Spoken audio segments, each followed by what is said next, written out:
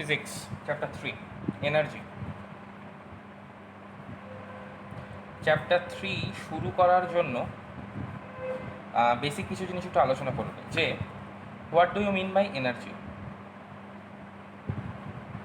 এনার্জিকে যদি আমি বাংলায় বলি, যেটা পাই সেটা হচ্ছে শক্তি।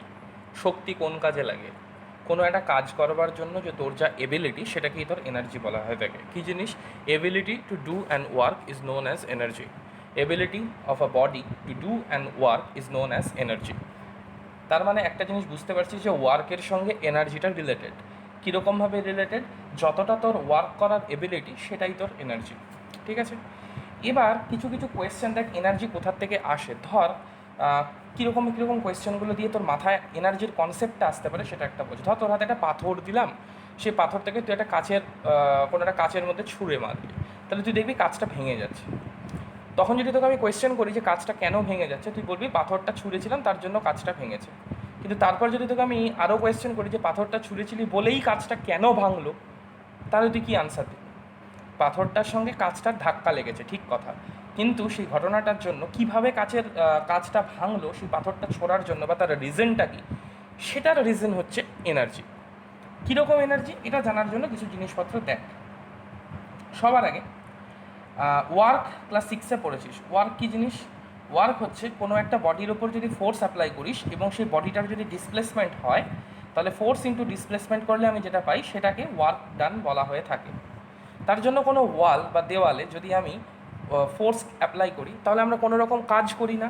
কেন? দেখ, কারণ ওয়ার্ক করার জন্য দুটো কনসেপ্টই আমার জরুরি। এক, আমাকে কোনো না কোনো ফোর্স অ্যাপ্লাই করতে লাগবে, আর দুই, ফোর্সটা অ্যাপ্লাই করার পর যার ওপর ফোর্সটাকে অ্যাপ্লাই করছি তার ডিসপ্লেসমেন্ট হওয়াটাও জরুরি। ফোর্স অ্যাপ্লাই করলেই শুধু হবে না, ফোর্স অ্যাপ্লাই করবার পর তার ডিসপ্লেসমেন্ট হওয়াটাও ইকুয়ালি জরুরি, তাই কি না? এবার তাহলে একটা জিনিস ভালো মতো দেখ, এক মিনিট। হ্যাঁ, এবার যেটা দেখবি সেটা হচ্ছে ধর ওয়ালের ওপরে আমি একটা ফোর্স অ্যাপ্লাই করলাম, এফ ফোর্স, কিন্তু ওয়ালটাকে তো আমি এক জায়গা থেকে আরেক জায়গায় নড়াতে পারবো না। তার মানে এই ওয়ালটার কোনো রকম ডিসপ্লেসমেন্ট হবে না। যদি এই ওয়ালটার ডিসপ্লেসমেন্ট না হয়, তাহলে ডিসপ্লেসমেন্টের ভ্যালুটা জিরো। তাহলে কোনো একটা ফোর্সকে, যত ফোর্সই তুই অ্যাপ্লাই করো না কেন, যদি ওয়ালটাকে, দ্যাট মিনস দেওয়ালকে যদি তুই এক জায়গা থেকে আরেক জায়গায় সরাতে তো পারবি না, তাহলে তার ডিসপ্লেসমেন্টটা জিরো। তাহলে আলটিমেটলি ওয়ার্ক ডান কত? Force into zero is equal two zero. তার মানে ফোর্স অ্যাপ্লাই করলেই যে তোর কাজ হবে সেটা কিন্তু না। দ্যাট মিনস ওয়ার্ক করবার জন্য ফোর্সকে অ্যাপ্লাই করাটা তো জরুরি, তার সঙ্গে যেটার ওপরে ফোর্সকে অ্যাপ্লাই করছিস তার ডিসপ্লেসমেন্ট হওয়াটাও খুব বেশি পরিমাণে জরুরি। That means force into displacement, এটা করলে কিন্তু তুই ওয়ার্ক পাবি। Work is equal to force into displacement, right? এবার এনার্জি কি? এনার্জি হচ্ছে ability to work. Ability to work, এটা হচ্ছে আমার এনার্জি। এবার এবিলিটি টু ওয়ার্ক মানে কোনো কাজ করবার যেটা এবিলিটি, সেটাকেই আমরা এনার্জি বলে থাকি, রাইট? এবার তার মানে একটা জিনিস দেখ, ওয়ার্ক আর এনার্জির মধ্যে আমার ইউনিটগত কোনো ডিফারেন্স হবে না। তার মানে ওয়ার্কের যা এনার্জি হবে, এবিলিটি বা এনার্জি, ওয়ার্কের যা ইউনিট হবে, এবিলিটি বা এনার্জিরও সেম ইউনিট হবে। তার কারণ এনার্জিকে আমরা শুধুমাত্র এবিলিটি বলছি টু ওয়ার্ক। এবিলিটির জন্য আলাদা করে তুই ইউনিট জানিস না, সুতরাং ওয়ার্ক করার যে এবিলিটিটা, সেটার যে ইউনিটটা হবে, দ্যাট মিনস এনার্জির যে ইউনিটটা হবে, সেটা ওয়ার্কের এনার্জির সাথে, ওয়ার্কের ইউনিটের সাথে সেম হবে। এবার ওয়ার্কের যদি আমি ইউনিটটা বের করতে চাই, ওয়ার্কের প্রথমে আমি তাহলে এসআই ইউনিট বের করি। আচ্ছা, তার মানে ওয়ার্ক ইজ ইকুয়াল টু, দেখ কনভার্সনগুলো দেখ, এটা খুব জরুরি। হ্যাঁ, কীভাবে আমরা বের করছি ডেরিভেশনগুলো, ডেরিভেশন। ধর আমি ফোর্স ইন্টু ডিসপ্লেসমেন্ট করলাম, therefore unit of work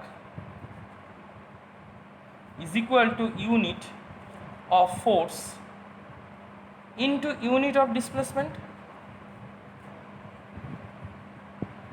right? Unit of ফোর্সটাকে আমরা কীভাবে বার করি? ইউনিট অফ ফোর্স তো আমরা জানি, এসআই ইউনিট কত? নিউটন। এসআই ইউনিট নিউটন আমরা জানি।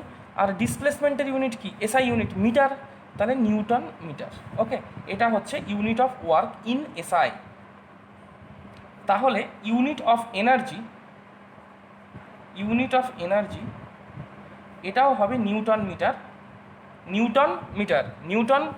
Right, in SI. নিউটন মিটারের আরেকটা নাম আছে যেটাকে আমরা বলে থাকি জুল, যেটাকে জে দিয়ে ডিনোট করা হয়। তাহলে SI unit of work or SI unit of energy is Newton meter or joule, right? আচ্ছা, এবার নিউটন মিটারটাকে যদি এবার দেখ, তাহলে সিজিএস ইউনিট কী হবে? CGS unit of energy. তাহলে এনার্জির যেটা সিজিএস ইউনিট, সেটাই সিজিএস ইউনিট অফ ওয়ার্ক, সেটাই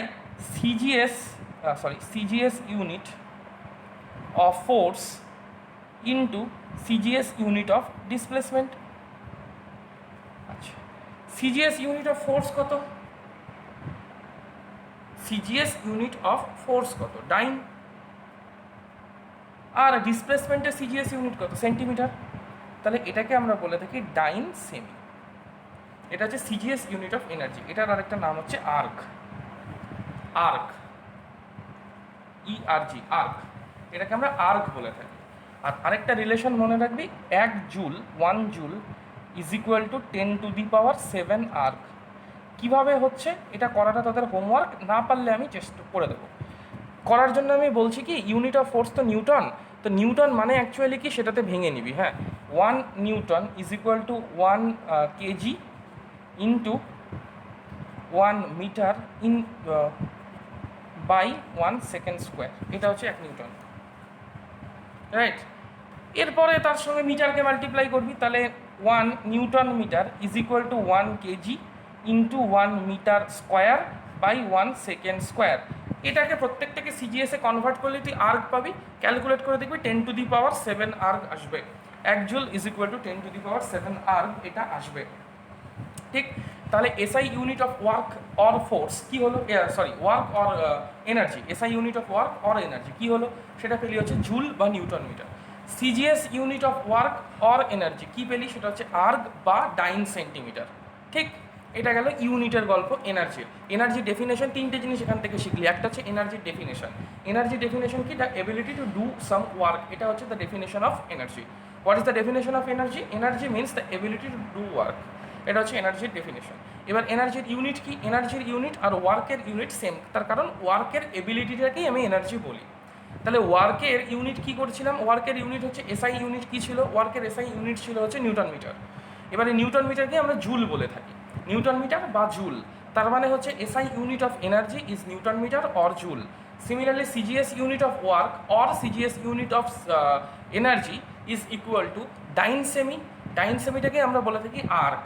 তার মানে CGS unit of energy is equal to erg, and the relationship between joule and arc is equal to 1 joule is equal to 10⁷ arc, right. এটা ছিল concept, প্রথম concept. এবার এনার্জির মধ্যে সবার আগে যেটা দেখব সেটা হচ্ছে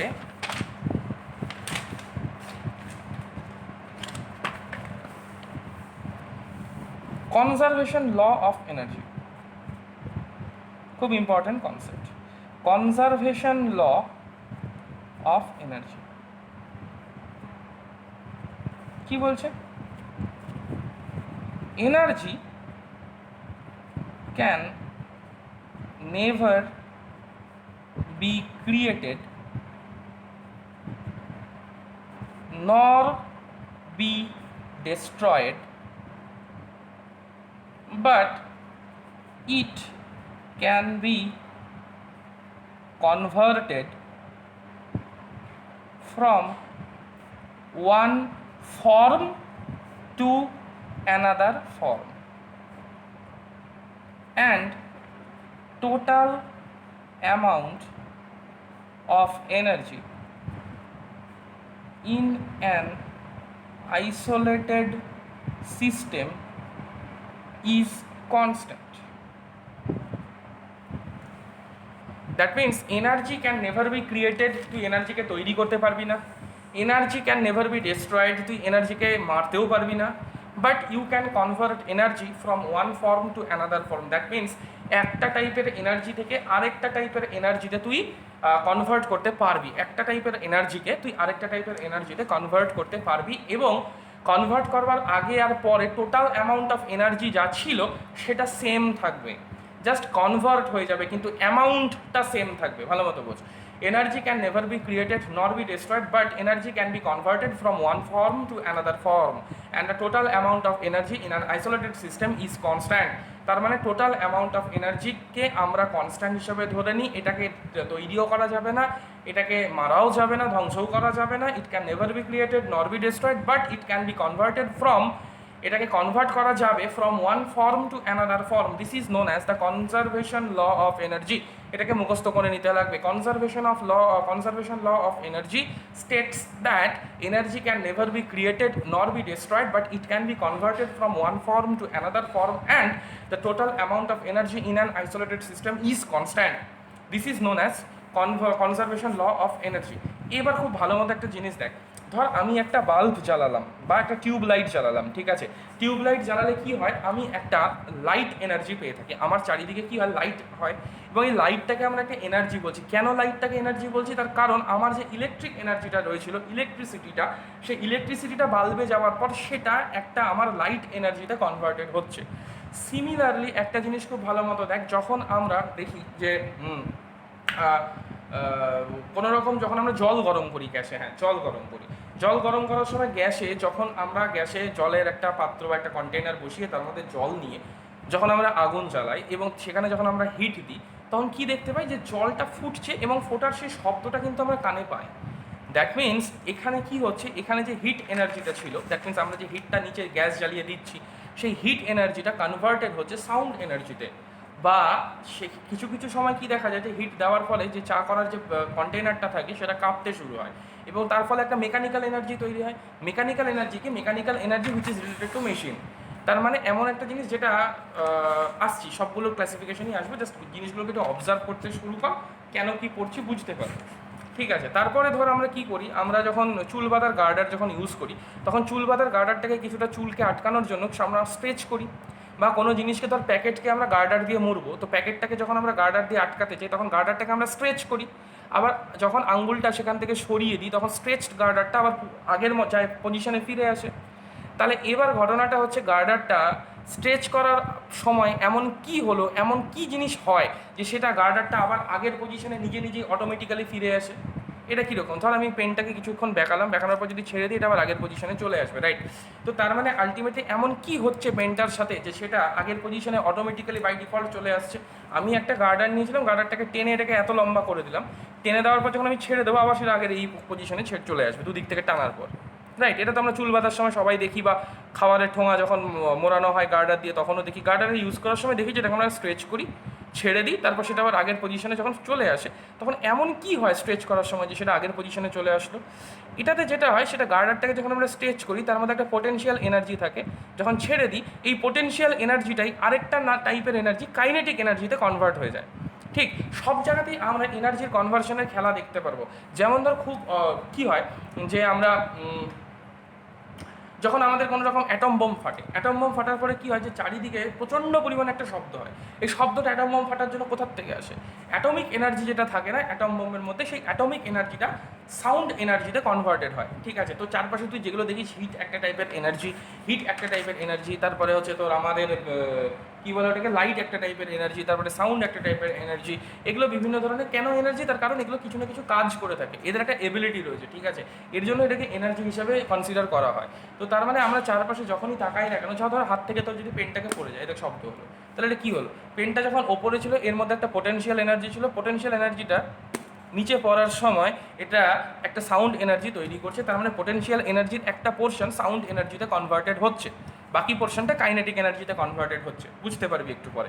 দ্যাট মিনস আমরা চারপাশে যাই দেখি না কেন, তোরা নিজেদের মতো করে এরকম এক্সাম্পল ভাবতে পারিস। যেমন তোর মাথার উপর যে ফ্যানটা চলছে, সেই ফ্যানটার ক্ষেত্রে কী হয়, ইলেকট্রিসিটিটা বা ইলেকট্রিক এনার্জিটা কী হয়, এটা মেকানিক্যাল এনার্জিতে কনভার্টেড হয়। মেকানিক্যাল এনার্জি মানে কি, ফ্যানটা যে ঘুরছে এটাতে একটা মেকানিক্যাল ওয়ার্ক হচ্ছে, একটা মেশিন হিসেবে এটা কাজ করছে। যেমন যে কোনো মেশিনই ধর না যেটা ইলেকট্রিসিটি দিয়ে চলে, যেমন ধর এসি, যেমন ধর আমাদের কী বলবো ফ্যান আছে, তারপরে যাই থাকুক, এগুলো ইলেকট্রিক এনার্জিটা তার মেকানিক্যাল এনার্জিতে কনভার্টেড হচ্ছে, রাইট? এবার ধর কোনো আমরা ফোনে যখন চার্জ দিই, ফোনে চার্জ দেওয়ার সময় ফোনটা গরম হয়ে যায়, তখন কী হয়, তখন সেটা হয় ইলেকট্রিক এনার্জিটা কিছু অ্যামাউন্টে হিট এনার্জিতে কনভার্টেড হয়, যার জন্য আমরা সেটাকে ফোনটাকে গরম দেখতে পাই। তো আলটিমেটলি পৃথিবীতে কোনো সময় কোনো এনার্জি ক্রিয়েট হয় না, কোনো সময় কোনো এনার্জি ডিস্ট্রয়েডও হয় না, জাস্ট এটা একটা ফর্ম থেকে আরেকটা ফর্মে কনভার্টেড হয়, ঠিক, এবং এই যে টোটাল অ্যামাউন্ট অফ এনার্জিটা ছিল সেই টোটাল অ্যামাউন্ট অফ এনার্জিটা কনস্ট্যান্ট থাকে, আগে যা এনার্জি ছিল পরেও কনভার্টেড হয়ে যাওয়ার পর এনার্জিটা সেম থাকে। তার মানে আমি কি বলতে চাচ্ছি, ধর এই যে পেনটাকে ওপরে তুলেছি, এটার মধ্যে একটা পোটেনশিয়াল এনার্জি এসেছে। কেন পোটেনশিয়াল এনার্জি এসেছে সেটা যখন পোটেনশিয়াল এনার্জি আলোচনা করবো তখন বুঝতে পারবি। তো ধরে নে আপাতত পেনটাকে যখন ওপরে তুলেছি এটার মধ্যে একটা পোটেনশিয়াল এনার্জি এসেছে, যখন এটা নিচে পড়ার জন্য একটা কাইনেটিক এনার্জি আসলো এবং একটা সাউন্ড এনার্জি হলো। এই যে শব্দ পাচ্ছিস একটা পেনটা পড়ার সময়, তো এই যে সাউন্ড এনার্জিটা হলো, তার মানে পেনটা ওঠানো অবস্থাতে এর যে পোটেনশিয়াল এনার্জিটা ছিল, পোটেনশিয়াল এনার্জি যা ছিল এর, সেটা আলটিমেটলি কনভার্টেড হলো কিসে, একটা পড়ার সময় কাইনেটিক এনার্জি আর আরেকটা হচ্ছে প্লাস সাউন্ড এনার্জি। এই দুটো জিনিস এটা কনভার্টেড হয়েছে।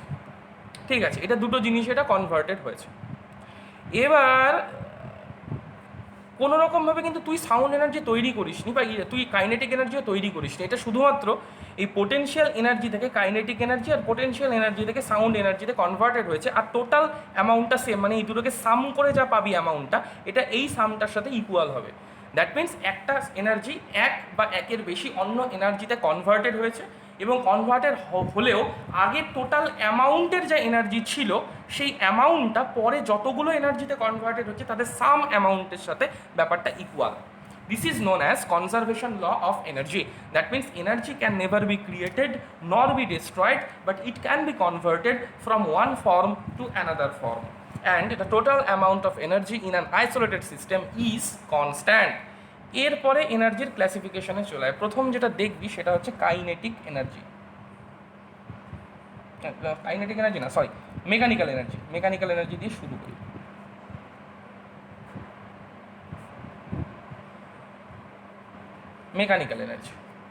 মেকানিক্যাল এনার্জি দুটো ব্রাঞ্চ হয়, একটা কাইনেটিক এনার্জি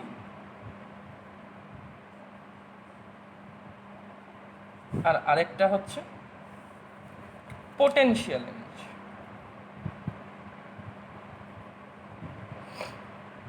এটা এই দুটো এনার্জি, তার মানে এদেরও ইউনিট আর এনার্জির ইউনিট সেমই হবে, আলাদা করে এটা ইউনিট করার দরকার নেই। তার মানে আমরা এনার্জির ইউনিট কি জানি, এসআই ইউনিট জানি জুল, আর সিজিএস ইউনিট জানি আর্ক। তার মানে কাইনেটিক এনার্জিরও এসআই ইউনিট জুল আর সিজিএস ইউনিট আর্ক। পোটেনশিয়াল এনার্জিরও পোটেনশিয়াল এনার্জিরও এসআই ইউনিট জুল আর সিজিএস ইউনিট আর্ক। সুতরাং আলাদা করে ভাবার কিছু দরকার নেই। আর এটা হচ্ছে আমাদের মেকানিক্যাল এনার্জির ব্রাঞ্চ। তাহলে সবার আগে ডেফিনেশন জানবো মেকানিক্যাল এনার্জি কী জিনিস। মেকানিক্যাল এনার্জি হচ্ছে কোনো একটা বডির তিনটে ক্রাইটেরিয়াতে মেকানিক্যাল এনার্জি ডিফাইন হয়। ঠিক, কি কি? 1 নাম্বার, তুই বডিটার পজিশন চেঞ্জ করলি। নাম্বার 2, তুই বডিটার মধ্যে একটা মোশন দিলি।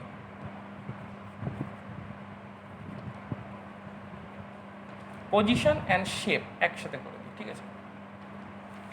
কোনো একটা বডির যদি পজিশন চেঞ্জ হয় অথবা শেপ চেঞ্জ হয়, যেমন গার্ডারটা কি করছিলাম, গার্ডারটা এরকম ছিল, এটাকে যখন আমি স্ট্রেচ করছিলাম তখন সেই স্ট্রেচ করার জন্য তার মধ্যে যে এনার্জিটা তৈরি হচ্ছে সেটা হচ্ছে mechanical energy formed due to the change in the shape of the girder, right? এবার কি পজিশন কি জিনিস? পজিশন মানে হচ্ছে, দেখ এই যে পেনটা ছিল তো মাটিতে পড়ে, এবার এই পেনটার আমি পজিশন চেঞ্জ করে এটাকে ওপরের দিকে তুলে দিলাম, তার মধ্যে এটার মধ্যে এক ধরনের এনার্জি তৈরি হলো, সেই এনার্জিটা হচ্ছে মেকানিক্যাল এনার্জি। আর মোশন কি? মোশন হচ্ছে আমি পেনটাকে এইভাবে ছুঁয়ে দিলাম, দেখ এটার মধ্যে একটা মোশন দিচ্ছে, একটা শব্দ পাচ্ছিস হালকা, দেখ পেনটা ঘষলে একটা শব্দ পাচ্ছিস না শব্দ? তার মানে এর মধ্যে একটা মোশন দেওয়ার জন্য আমরা অন্য টাইপের আর একটা এনার্জি পাচ্ছি। তার মানে অবভিয়াসলি মোশনের জন্য এর মধ্যে কোনো না কোনো তো এনার্জি ছিল রে বাবা, যেটা আমার সাউন্ড এনার্জিতে কনভার্টেড হচ্ছে। যদি এটার মধ্যে কোনো এনার্জি না থাকতো তাহলে সাউন্ড এনার্জিতে কোথার থেকে সাউন্ড এনার্জিতে আসতো? তুই তো জানিস যে সাউন্ড এনার্জিকে আমরা তৈরি করতে পারি না, because energy can never be created, it can only be converted from one form to another form. তার মানে যদি পেনটার মধ্যে if there is no energy within the pen after providing some motion to it, then আমরা এটা কি করে বলতে পারবো যে সাউন্ড এনার্জিটা আলাদাভাবে কোথার থেকে এসছে? দ্যাট মিনস এই পেনটার মধ্যে মোশন দেওয়ার জন্য, যেমন ধর গাড়ি যখন চলে তো গাড়ির মোশনের জন্য গাড়িতে একটা শব্দ হয়, এই যে সাউন্ড আসছে গাড়িটা চলার জন্য, সেই সাউন্ডটা আসে কোথার থেকে, এই সাউন্ড এনার্জিটা আসে কোথার থেকে? এই সাউন্ড এনার্জিটা গাড়ির মেকানিক্যাল এনার্জিটা কনভার্টেড হয়। এবার এই গাড়ির যে মেকানিক্যাল এনার্জিটা ছিল, সেই গাড়ির মেকানিক্যাল এনার্জিটার সোর্স কী? এই গাড়ির মেকানিক্যাল এনার্জিটার সোর্স হচ্ছে গাড়ির মধ্যে যে মোশনটা দিচ্ছি। কোনো সময় কোনো ফিক্সড গাড়ি থেকে শব্দ পাস? ফিক্সড গাড়ি থেকে কোনো দিনও শব্দ আসবে না। তার মানে ফিক্সড গাড়িতে তোকে আগে মোশন দিতে লাগবে। যে মোশন দেওয়ার জন্য তার মধ্যে একটা মেকানিক্যাল এনার্জি তৈরি হবে। মেকানিক্যাল এনার্জি মানে একটা মেশিন হিসেবে ওটা কাজ করবে, সামনের দিকে এগিয়ে যাবে। এবং এই মেকানিক্যাল এনার্জির কিছু একটা পোর্শন যেটা সাউন্ড এনার্জিতে কনভার্টেড হবে, তার জন্য আমরা গাড়ি চালানোর সময় একটা শব্দ পাই। ঠিক? তার মানে কোনো একটা বডিকে যদি তুই আয়দার তার পজিশন অ্যান্ড শেপ চেঞ্জ করিস, পজিশন অর শেপ চেঞ্জ করিস, অথবা যদি তার মধ্যে মোশন দিস, তাহলে যে এনার্জিটা তার মধ্যে দেখা যায় সেই এনার্জিটাকে আমরা মেকানিক্যাল এনার্জি বলি। Mechanical energy of a body is due to the change in position or shape or by providing some motion to it. তার মানে আমরা কোনো একটা বডিতে মেকানিক্যাল এনার্জি কখন পাবো? যদি তার পজিশন চেঞ্জ করি বা শেপ চেঞ্জ করি, অথবা যদি তার মধ্যে কোনো না কোনো একটা মোশন দিই। যদি পজিশন আর শেপের জন্য মেকানিক্যাল এনার্জি পাই, শুধু পজিশন আর শেপের জন্য, সেই মেকানিক্যাল এনার্জিটাকে আমরা পোটেনশিয়াল এনার্জি বলি। যদি মোশনের জন্য কোনো এনার্জি পাই, সেই এনার্জিটাকে আমরা কাইনেটিক এনার্জি বলি। দুটোকে কম্বাইন করে আমরা মেকানিক্যাল এনার্জি বলি, because mechanical energy is the mother part